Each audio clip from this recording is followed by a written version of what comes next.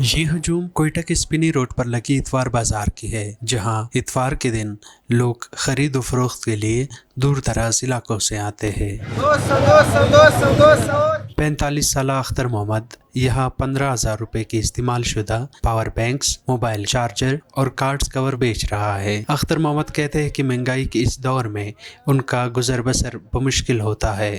15,000 روپے کا استعمال شدہ سامان اپنے سامنے رکھ کر وہ صبح شام روزے کی تلاش میں سڑک کنارے بیٹھا ہوتا ہے۔ چینی استعمال کرنا رہ چکا ہے، گیس نہیں ہے ہمارے بس میں، اب بس یہ رہ گیا کہ مشکل سے آٹے اور گھی کا بندوبست کر لے۔ 15,000 روپے کا کتنا منافع ہوگا؟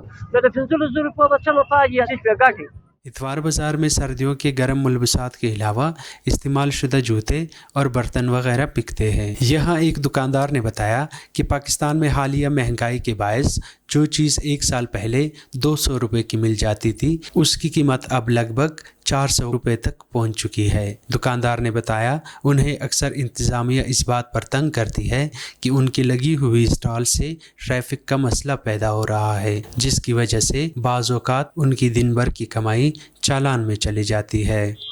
بات ایسے پہلے جو چیز ہم لوگوں کو ملتے تھے فوٹ کے حساب سے نا، وہ ہم لوگوں کے فوٹ جو ملتے تھے 150 روپے، اب جو چیز ہم لوگوں کے فوٹ کے حوالے سے جو چیز ہم لوگوں کو مل رہے وہ 300 روپے کا مل رہا ہے، صرف وہاں پہ فوٹ کا تھوڑا سا فرق آئے ہوئے۔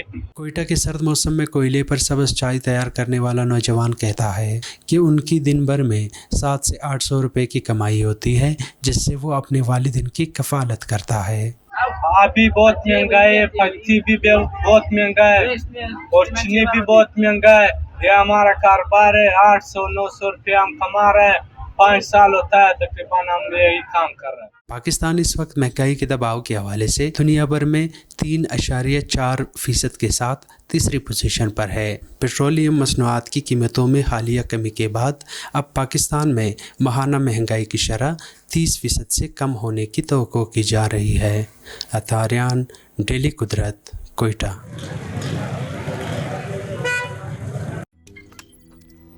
روزنامہ قدرت کی ویڈیو دیکھنے کے لیے ابھی یوٹیوب چینل پر سبسکرائب کریں اور بیل آئیکن پر بھی کلک کریں۔